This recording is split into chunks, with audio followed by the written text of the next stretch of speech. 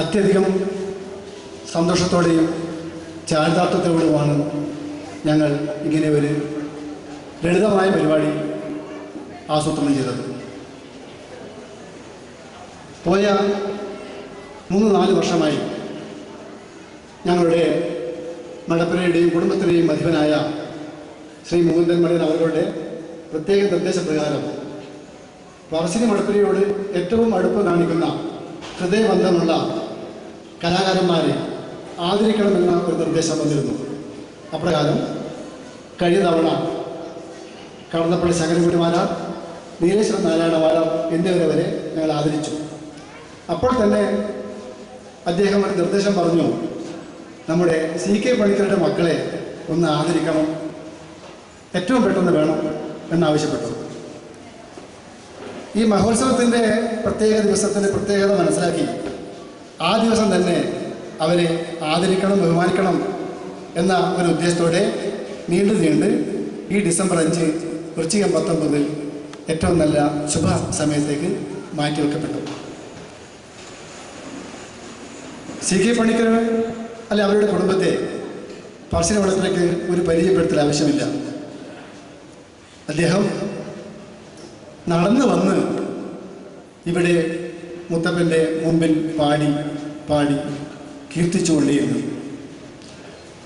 ഒരു കണക്കിന് ഇങ്ങനെ ഒരു ആദരവ് ആവശ്യമില്ല. കാരണം എല്ലാ വർഷവും ഞങ്ങളും നാട്ടുകാരും ഏറ്റവും പ്രത്യേകതയോടെ ബഹുമാനത്തോടെ കാണുന്ന കഴിഞ്ഞു കൂടുന്ന തിരപ്പന സമയത്ത് പീഠത്തമ്മിലിരുന്ന ശ്രീമുത്തപ്പൻ്റെയും ചെറിയ മുത്തപ്പൻ്റെയും മുമ്പിൽ ഇരുന്ന് പാടി പ്രകീർത്തിച്ചുകൊണ്ട് മുത്തപ്പനെ പ്രകീർത്തിക്കുവാനും സന്തോഷിപ്പിക്കുവാനുമുള്ള സൗഭാഗ്യം ഈ കുടുംബത്തിനും അവരുടെ പ്രശിഷ്യന്മാർക്കും മാത്രമേ കൈവന്നിട്ടുള്ളൂ. ഇവിടെ കലാകാരന്മാരെ ആദരിക്കുന്ന ഒരു ചടങ്ങാണ് നിർവഹിക്കുന്നത്. അതിൻ്റെ പ്രാഥമികമായ കാര്യങ്ങൾ മുത്തപ്പൻ്റെ നടയിൽ വെച്ച് തന്നെ നടത്തിക്കണ്ടുവാണ്. ബാക്കി ഒരു അനുമോദനങ്ങളും കാര്യങ്ങളാണ് ഇവിടെ നടത്താൻ പോകുന്നത്. പാടുന്നതിൽ നമ്മൾ മനസ്സിലാക്കിയിട്ടുണ്ട്. അച്ഛനൂരിൻ്റെ പാരമ്പര്യത്തിലേക്ക് വന്ന് ഇപ്പോൾ നമ്മളും ആ പാരമ്പര്യം സ്വീകരിച്ചുകൊണ്ട് എല്ലാ കന്യവും മുപ്പതിനും ഇവിടെ എത്തിച്ചേർന്ന് ഈ മുത്തപ്പൻ്റെ മുന്നിൽ നമ്മൾ പാടുന്നു. അതിൻ്റെ അനുഗ്രഹം ഏറ്റവും നല്ല ആനന്ദത്തോടുകൂടി നമ്മൾ അനുഭവിക്കുക എന്നാണ് അദ്ദേഹം പറഞ്ഞത്.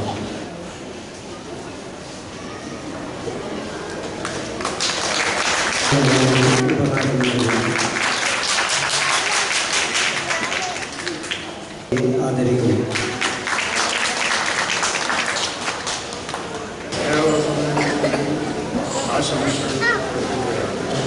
ചെറുപ്പത്തിൽ തന്നെ അച്ഛൻ്റെ കൂടെ അപ്പൻ്റെ കൂടെ ഇവിടെ പതിവായി വന്നിട്ടുണ്ട്.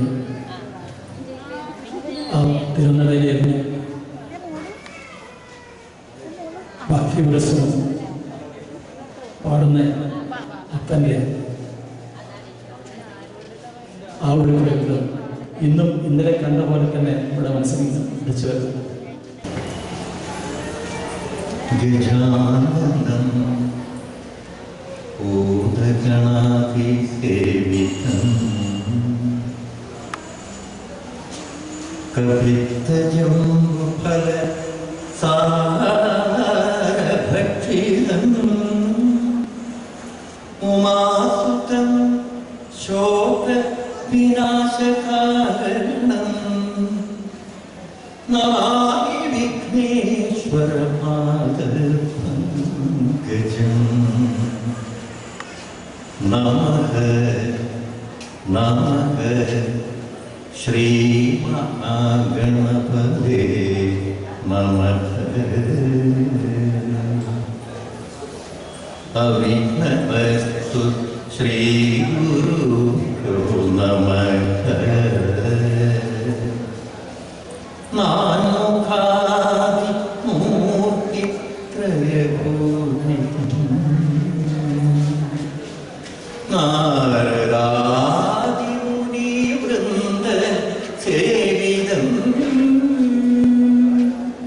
നമഃ നമഃ ശ്രീ മഹാഗണപതേ നമഃ. ഭഗവാന്റെ മുമ്പിലിരുന്ന് സംഗീതം ആലപിച്ച് ഭഗവാന്റെ അനുഗ്രഹം നേരിട്ട് വാങ്ങിക്കുക, മൊഴികൾ കേൾക്കുക. നമ്മുടെ പോസിറ്റീവ് എനർജിയാണ്. നമുക്ക് വേറെ ഒന്നും കിട്ടാനില്ല. ഇതിലും വലിയൊരു ഭാഗ്യമായിട്ട് നമുക്ക് വേറെയൊന്നും കിട്ടാനില്ല.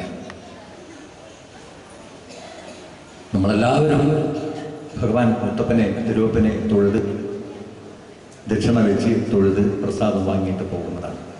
നേരെ തിരിച്ച് ഭഗവാൻ നമ്മൾക്കാണ്, ഇങ്ങോട്ടിയാണ് ആശയം. ഇപ്പോഴും ആ കിട്ടുന്നത് നിധി പോലെ അത് സൂക്ഷിക്കുന്നുണ്ട് നമ്മളെല്ലാവരും. അപ്പം ഇതൊരു മഹാഭാഗ്യമാണ്. അപൂർവം ചിലർക്ക് മാത്രം കിട്ടുന്ന ഭാഗ്യമാണ്. എത്രയോ ദൂര സ്ഥലത്തേക്കുള്ള പരിപാടികളൊക്കെ മാറ്റി വെച്ചിട്ട് ഈ സന്നിധാനത്തിൽ വന്നിട്ട് പാടിയിട്ടുണ്ട്. കാരണം ഇതത് പ്രശ്നവിധി പ്രകാരമോ ഒരു നിയോഗം പോലെയൊക്കെ വന്നിരിക്കുന്ന മഹാഭാഗ്യമാണ്. നമ്മൾക്ക് എപ്പോഴും വിശ്വാസമാണ് വേണ്ടത്. വിശ്വാസത്തിൽ നിന്നാണ് നിശ്വാസത്തോടു കൂടിയ ഒരാശ്വാസം നമുക്ക് കിട്ടും. പ്രത്യേകിച്ചും പറയാനുള്ളത്, ഈ പറശ്ശിനി മടപ്പുര ഈ ക്ഷേത്രത്തിൽ വന്ന് പാടുന്നത് തന്നെ വലിയൊരു ഭാഗ്യമായിട്ടാണ് കരുതുന്നത്. അതിനുവേണ്ടി ഞാൻ എപ്പോഴും പ്രാർത്ഥിക്കുന്ന എല്ലാ ആയുസ്സുള്ളവരെങ്കിലും നമുക്ക് പാടാനുള്ള കഴിവും അതിനുള്ള സന്ദർഭങ്ങളും ഉണ്ടാവട്ടെ എന്ന് പറഞ്ഞ് നന്ദി പറഞ്ഞു.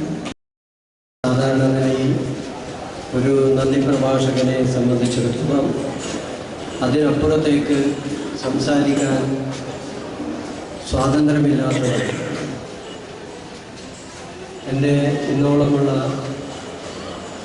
സമ്മേളന വേദികളിൽ ഒരിക്കൽ പോലും ആ സ്വാതന്ത്ര്യം ദുരുപയോഗം ചെയ്തുകൊണ്ട് ഞാൻ സംസാരിച്ചിട്ടുമില്ല. എന്നാൽ ഇന്ന് ഈ വേദിയിൽ നിൽക്കുമ്പോൾ എൻ്റെ കൂടി ഗുരുനാഥനായ